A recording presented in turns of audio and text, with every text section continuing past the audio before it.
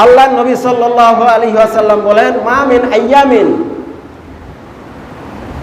আল আমালু সালিহু ফিহা আহাব্বু ইলাল্লাহি মিন হাযিহিল আইয়াম ইয়ানি আইয়ামাল আশর। ক্বালু ইয়া রাসূলাল্লাহ ওয়ালাল জিহাদু ফি সাবিলিল্লাহ। ক্বালা ওয়ালাল জিহাদু ফি সাবিলিল্লাহ ইল্লা রাজুলুন খারাজা বিনাফসিহি ওয়া মালিহি ফালাম ইয়ারজি মিন যালিকা বিশাইই। আল্লাহর রাসূল সাল্লাল্লাহু আলাইহি ওয়াসাল্লাম বললেন, জিলহজ মাসের এই প্রথম 10 দিনের আমলের চেয়ে উত্তম আমল আর কোনো দিনই হতে পারে না।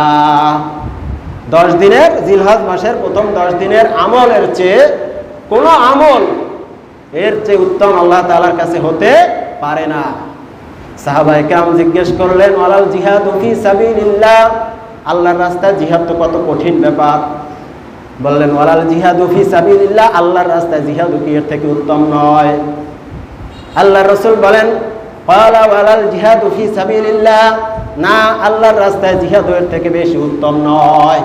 তবে ইল্লা রাজুলুন খারাজা বিনাফসিহি ওয়া মালিহি ফালাম ইয়ারজি মিন যালিকা বিশাইই, তবে যে ব্যক্তি তার জান এবং মাল নিয়ে আল্লাহর রাস্তায় বের হয়ে গেছে, জিহাদের উদ্দেশ্যে বের হয়ে গেছে, আর তার জান এবং মাল নিয়ে সে আর কখনোই ফেরেনি, অর্থাৎ শহীদ হয়ে গেছে, সেটা হলো এর থেকে উত্তম, সেটা ভিন্ন।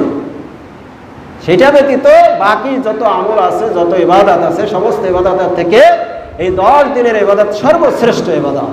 তা আল্লাহর রাসূলের ভাষায়, বাণীতে বোঝা যায় এই 10 দিনের ইবাদত সবচেয়ে উত্তম ইবাদত। এর মতন ইবাদত আর অন্য কোনো সময় হতে পারে না। তাহলে সেই কি ইবাদত? বিভিন্ন ইবাদত আছে, অনেকগুলো ইবাদত, তার মধ্যে কয়েকটা মোটা মোটা দাগের ইবাদত আমি বলব।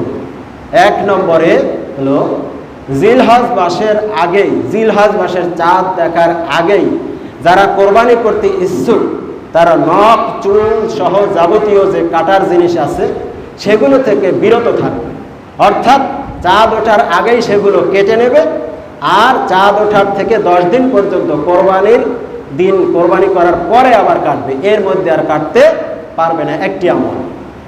এখন বলবেন, আমরা তো অনেকে কোরবানি দিই না, তারা কি করবে? বলে সহিহ এবং বিশুদ্ধ বর্ণনা মতে হলো, যারা কোরবানি করবে তাদের জন্য এই আমল, এবং দুর্বল বর্ণনায় আসছে যে যারা কোরবানি করবে না তারাও যদি সওয়াবের নিয়তে এই আমল করে তাহলে এটাও তাদের জন্য মুস্তাহাব। বলেন সুবহানাল্লাহ। তাহলে বোঝা যাচ্ছে যারা কোরবানি করবে এবং কোরবানি করবে না সবার জন্য এই আমলটা উন্মুক্ত, এই আমলটা আমরা করতে পারি। যারা আমলের আগ্রহী, যারা আমলের পাবন্দি করি আমরা, এই আমলটা আমরা করতে পারি। 1 নম্বর আমল। 2 নম্বরে হলো তাকবীর, তাকবীরের আমল। আমরা তাকবীর বলে বুঝাই আইয়ামে তাশরিকের যে 4 দিন, কোরবানির আগের দিন শুরু হয় আর কোরবানির সেই 13 জিলহজ আসর পর্যন্ত 23 অক্টোবর, না, ওটা তো নির্দিষ্ট ওয়াজিব, কিন্তু জিলহজ মাসের শুরু থেকেই তাকবীর দিতে হবে। এই আমলটা আমাদের সমাজে একেবারে মুছে গেছে, এই আমলটা জিন্দা নাই। সুতরাং যে আমলটা মুছে গেছে, যে আমলটা মৃত হয়ে গেছে, সেই আমলটা জিন্দা করার মধ্যে অনেক সওয়াব। তাকবীরের আল্লাহু আকবার, আল্লাহু আকবার, লা ইলাহা ইল্লাল্লাহু, আল্লাহু আকবার, আল্লাহু আকবার, লিল্লাহিল হামদ।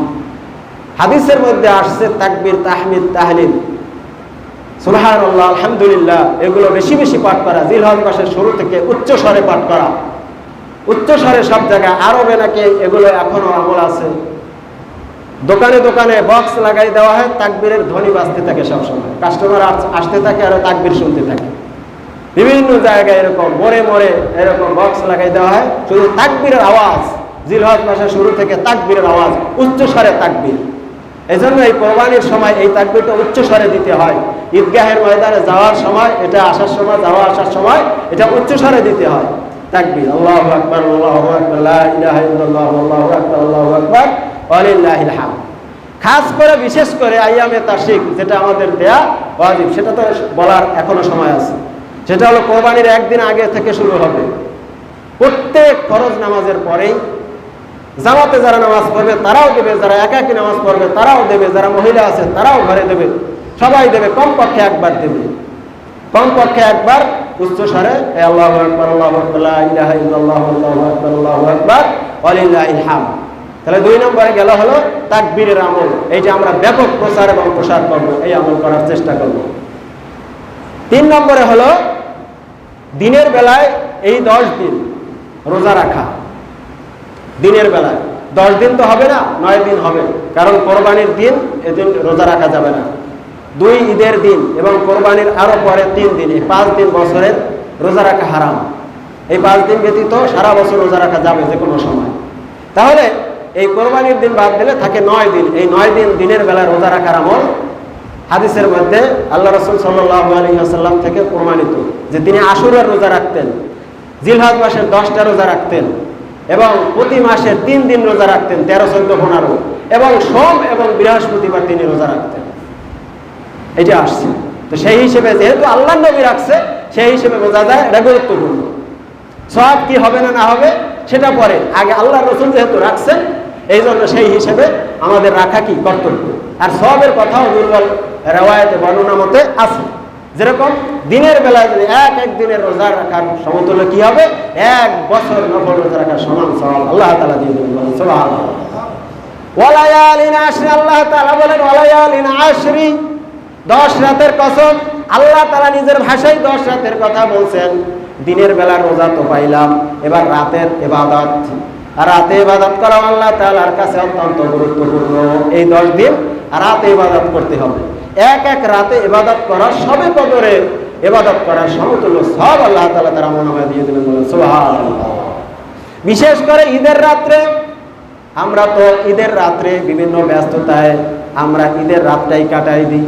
রোজার ঈদের রাত, ঈদুল ফিতরের ঈদের রাত, আবার এই কোরবানির ঈদের রাত, প্রত্যেকটা এক ব্যস্ততায় আমরা কাটাই দিই। কিন্তু ঈদের রাত অত্যন্ত গুরুত্বপূর্ণ।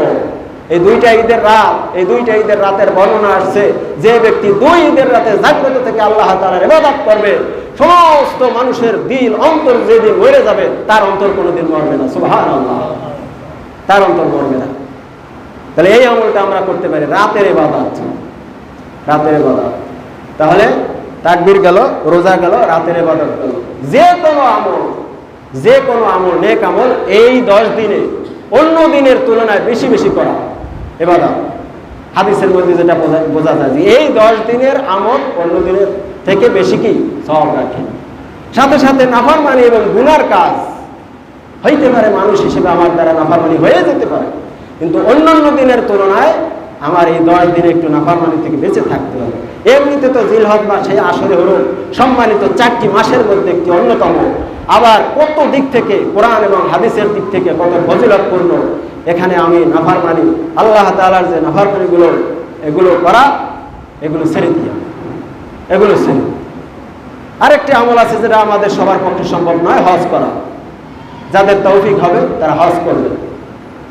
তাজ দিয়ে গেলাম। সর্বশেষে যে আমলটা আছে সেটা হলো কোরবানি করা।